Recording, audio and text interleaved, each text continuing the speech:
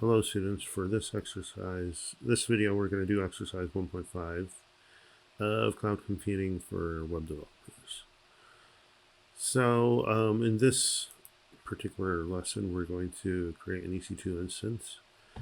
I know the instructions are not very clear as to what application to install on it, but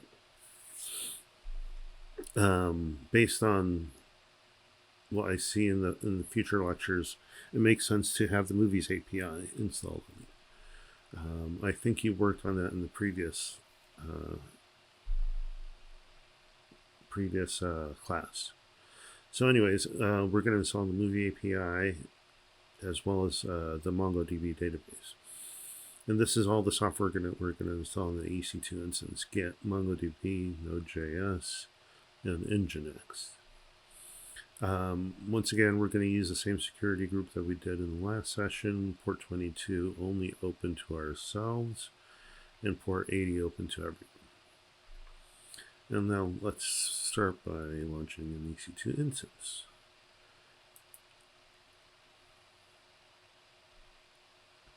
Once again, sorry for my computer is somewhat slow.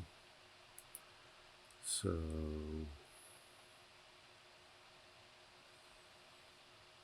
it's going to take a few seconds for it to, okay. Let's call this exercise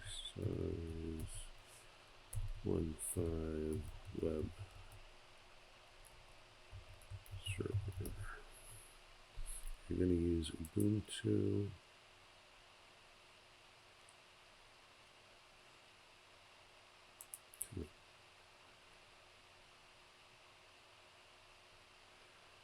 And we're going to use Ubuntu 20.04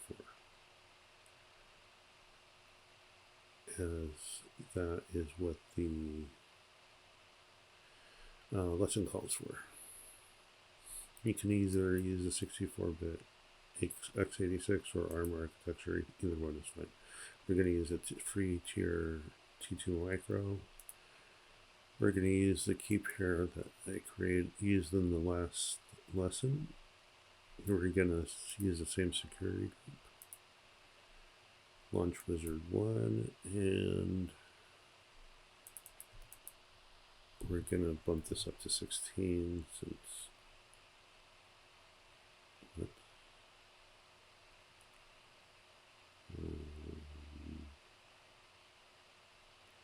what did I?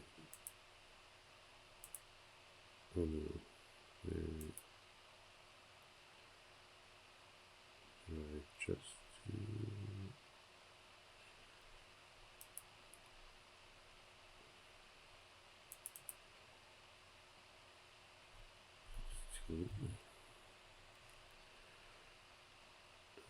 okay. I think I accidentally pressed the button. Anyways, we want to make sure that auto assign public IP is enabled, and we're going to do this in the default VPC. And now let's launch the instance. And I'll pause it while the instance is until the instance is ready. As we can see, the instance says it's now ready, so let's connect to it. It has a public IP, and we want to connect via SSH, so let's copy this command. And yes. Okay, cool. We are now connected to it. Let's go back to our instance. We need to go through the instructions. Let's first install Nginx.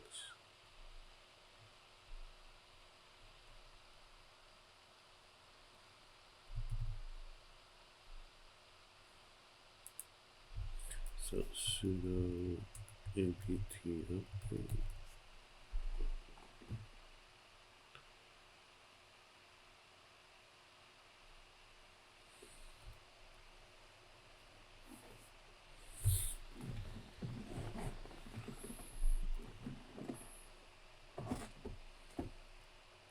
sudo apt install Nginx.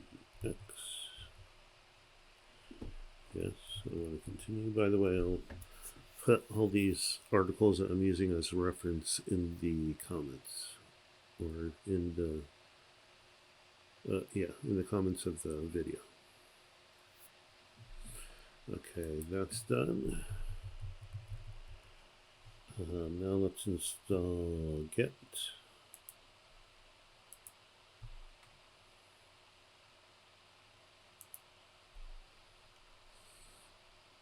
So it should be just a matter of sudo apt install Git. So let's just do that. Sudo apt install Git. And do Git -- version to ensure, and yes, we have it installed. Now we're going to install Node.js, but just as a word of warning, the default Node.js version that's installed is Node 10, which is a very old version, so we want to make sure we install at least version 16 in order for our application to work. So let's do this, and I'll pause the video while this finishes. Okay, so as we can see, it finished installing. Let's do node -- version to make sure it's installed. Oh, sorry. Now we do sudo apt install node. Let's make sure I have correct command. Away. Node.js. So for those that don't know, you can actually use up arrows to see previous commands that you executed. So let's go up, and yes, sudo apt install Node.js -y. And the -y basically just tells the command line that you don't need to ask us the yes or no whether we want to install it. So now let's try again, node version, and we have 16.2. Now let's install MongoDB.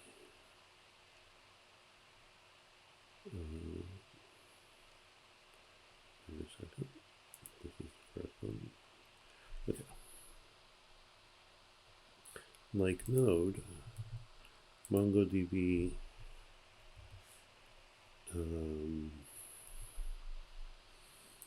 is an older version by default, so we want to update the packet location, so it pulls MongoDB 4.4. So now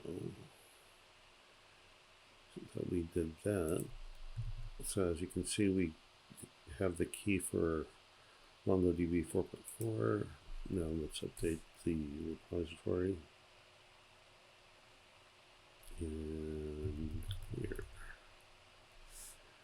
And according to this, we need to run sudo apt update again. This is very important because I tried it without it and it gave all kinds of errors when I tried to install it. Now let's do sudo apt install MongoDB org. And we should have done the -y flag so that doesn't ask us. And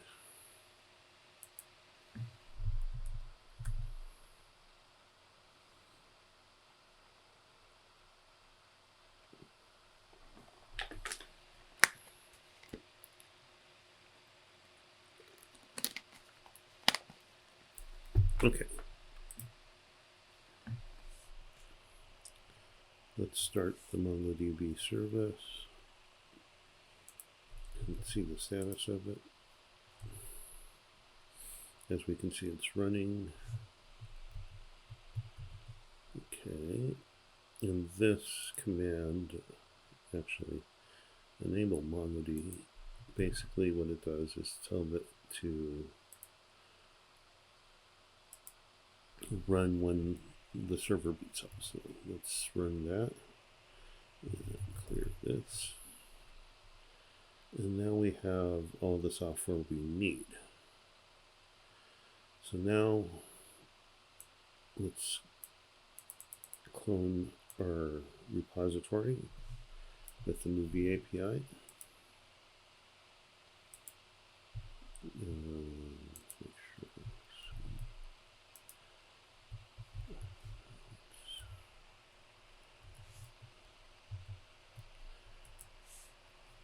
and let us. And as you can see, we need to cd.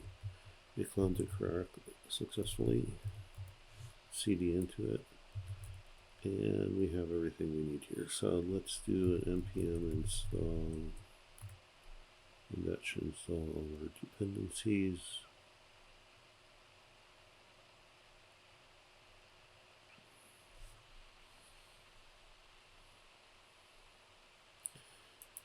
In case you don't know, Nano is a text editor for Linux. It comes pre-installed. So let's do a sudo nano index.js so I can show you guys something. As we can see, we have the connection URL, right? It's as an environment variable. So we need to set that before we're able to run the app. So let's do, one way to do that is export connection URL equals, and then the value that we want to assign it. In our case, that's going to be, since we're MongoDB running locally, let's do that. And now we should be able to do npm start. And as you can see, it's listening on port 3000. But the problem is we don't have port 3000 open, and how do we configure MongoDB, or sorry, Nginx to serve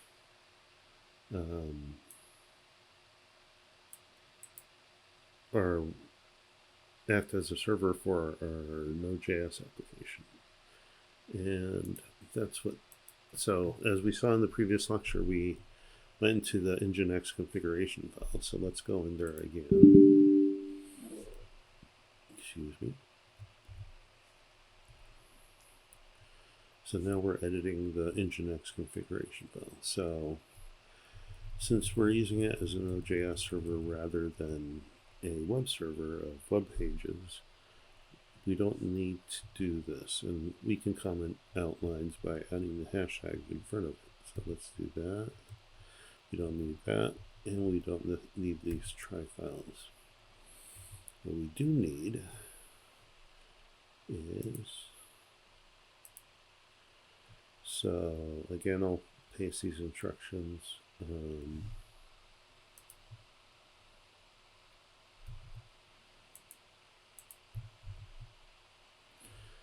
So the most important thing that we'll be needing are these 4 values here. So let's copy those here and save that. So let's Control X, save. Yes, we want to save. We want to save it to the same file name. And now we do a sudo systemctl Nginx restart, and it might be restart Nginx. Okay, and now if we go to our IP again, since like the last time we haven't configured HTTPS, so it should just be HTTP And oh, yes, of course, we forgot something. We forgot to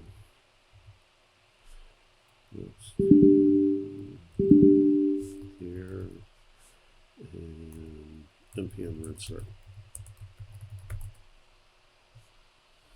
And now that's listening to port 3000. Let's refresh this, and we should see welcome to my. So the instructions say we want to be able to send screenshots of the application is working. All I care is that you send me applications for this and maybe a few other endpoints. So I don't know if you guys are familiar with Postman, but it's a way to test the APIs. As developers, we always test if you're creating a website that has APIs and the website itself, you always want to test the individual components to make sure it's working. So we use Postman to test the APIs. So in this case, there's a endpoint for creating a user. So I'm going to create a user with my name, a very secure password, and my email, and let's send this, and we should be able to. Cannot post. Oh, of course. Make sure you have correct syntax. I put a double slash, and there we go. Now we're going to log in. Let's copy this part and log in this user. And now with my username and password. And now we can copy this. And for authorization, whenever you want to authorize using a bearer token, like we have here, like the JWT token, you go to the authorization, you select bearer token, and you paste the token here. And now, let's see. Let's make sure we copy this. And there we go. Send, and this is expected because we have no movies in this API. So, yeah. Just send me screenshots of this, and then we should be good to go. And probably the get as well, so that make sure the authorization is working. It's up to you whether you want to terminate your instance, because we'll be using it for less than 1.7. So yeah, it's up to you whether you want to terminate it or not. Or leave it running once you get to, so that once you get to 1.7, it's ready for you. Another thing you can do is go to Actions, Images, and Template, and create an image of it. And what this does is my task or exercise 1.5 image basically creates a copy of everything: the operating system, the software that you installed on it, the configuration, everything, so that when you create a new image, it should be working with everything that you had installed on there. So let's create that image, and then after that we can terminate it. And that pretty much concludes this lesson. We'll see you in the next one.